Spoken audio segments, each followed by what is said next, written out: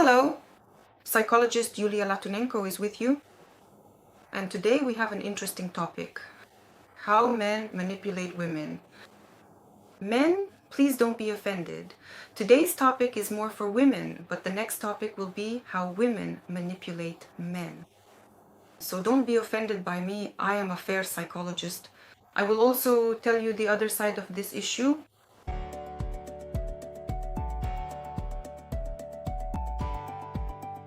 So, if you haven't subscribed to my channel yet, please subscribe, like this video, and comment if you've encountered the manipulations I'll be discussing in this video.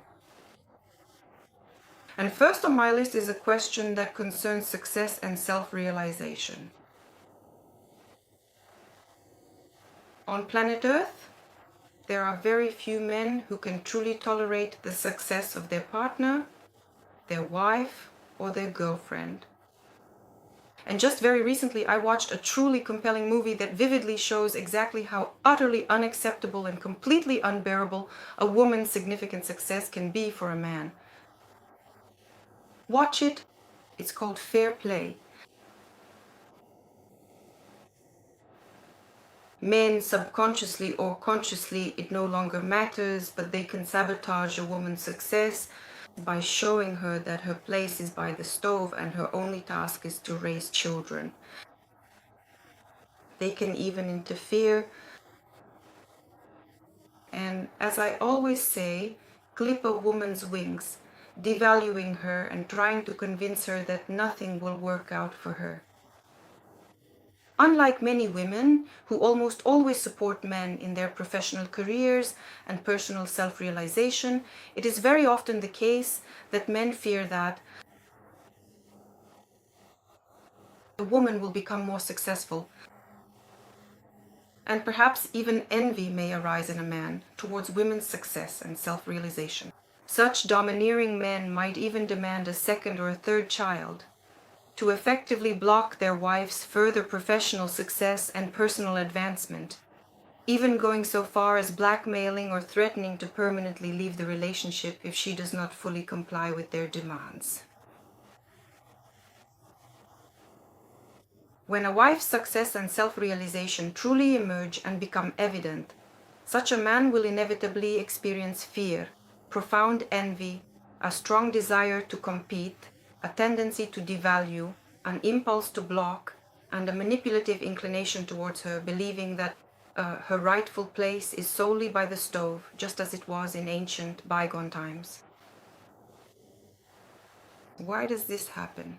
Because many men genuinely believe that if they do not achieve something significant, their social status, their personal self-esteem, and their overall sense of worth supposedly decreases quite dramatically and noticeably. But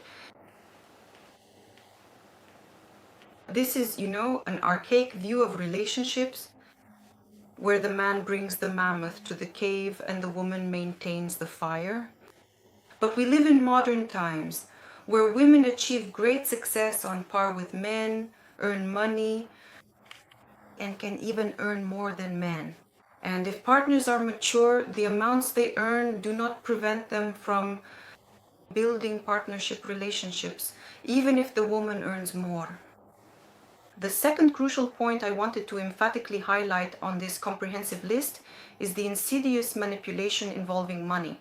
If a man consistently earns and diligently provides for the entire family, providing for his devoted wife, although I personally believe it's profoundly wrong and inherently unfair, when only one partner exclusively takes on the significant financial responsibilities and burdens. I strongly believe that both partners should actively work. This is because it creates a financial dependence of one partner upon the other. In our modern society, women often agree to a codependent and financially dependent position, much as it was in ancient times.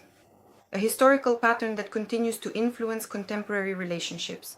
And the man begins to manipulate with money, educating her through financial handouts. Very often, a man manipulates money for sex and becomes angry, aggressive, and can even directly say, "If you don't organize sex for me, there will be less money. This is quite a widespread manipulation by men. Well, and behavior. If you have bad behavior, if you do something that doesn't meet my expectations, I will also reduce your allowances. This is quite a primitive manipulation. Therefore, it is always better for both partners to be able to financially rely on themselves. Or the test of power that money gives, power over another person, can only be passed by adult, mature people. And we see that around us. Most people are still infantile and immature, even if they know how to earn money for themselves. Third, men can also simply devalue women to strip them of confidence, lowering their self-esteem.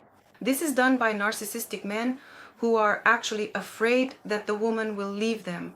Therefore, they supposedly instill in her that she is somehow not good enough, defective, who would want her, that there's something wrong with her appearance, something wrong with her weight.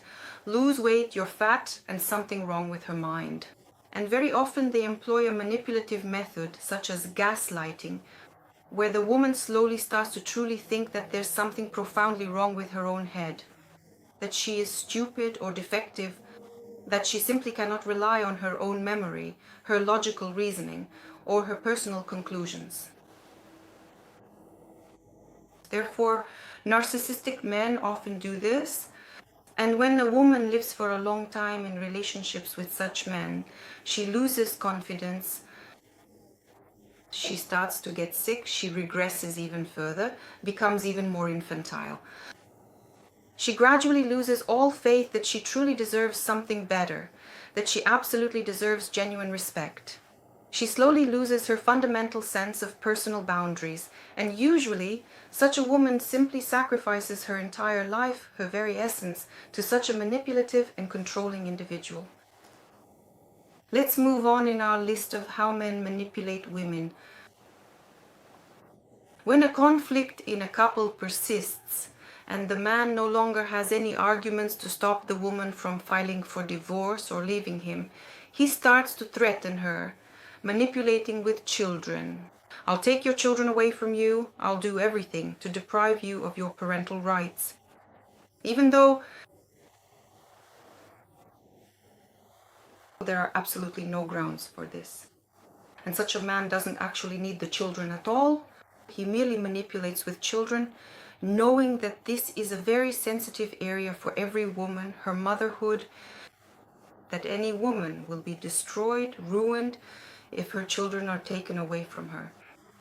So this is a hook that a man uses to catch his woman, and if he sees that she is very scared and worried, he will continue to manipulate this issue. And this is very disgusting and unscrupulous. Next, if you've truly had quite enough of everything, and when you finally tell your husband that you want to leave him, such a man who has previously acted like a truly superior and arrogant narcissist, constantly insulting and humiliating you with his cruel words and actions, might suddenly lose his high ground and dramatically fall to his knees, desperately begging and pleading with you to stay.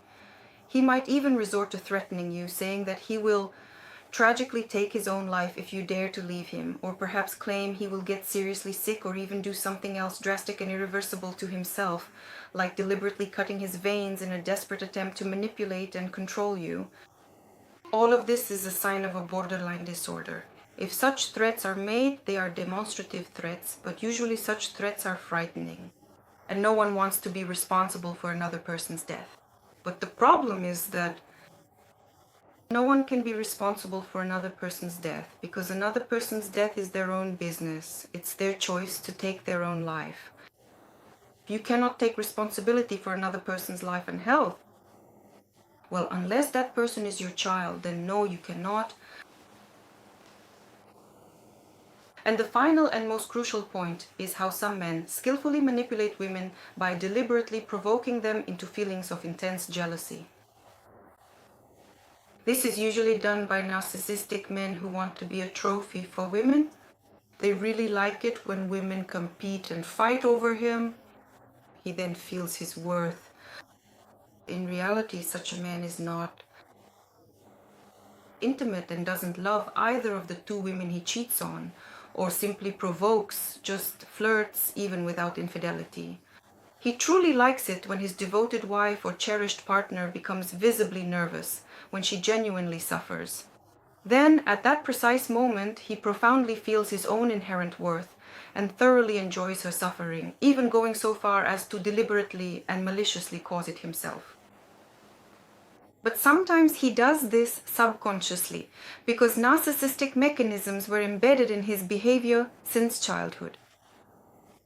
Therefore, it is of course very difficult to live with such partners, very difficult to rely on your own resources, because such relationships deplete your resources. And what needs to be done then? You need to work on yourself. So subscribe to my channel and like this video if you find it useful, and write in the comments if anything from my list, which I discussed today, is present in your relationships, if there's at least one sign of those I mentioned.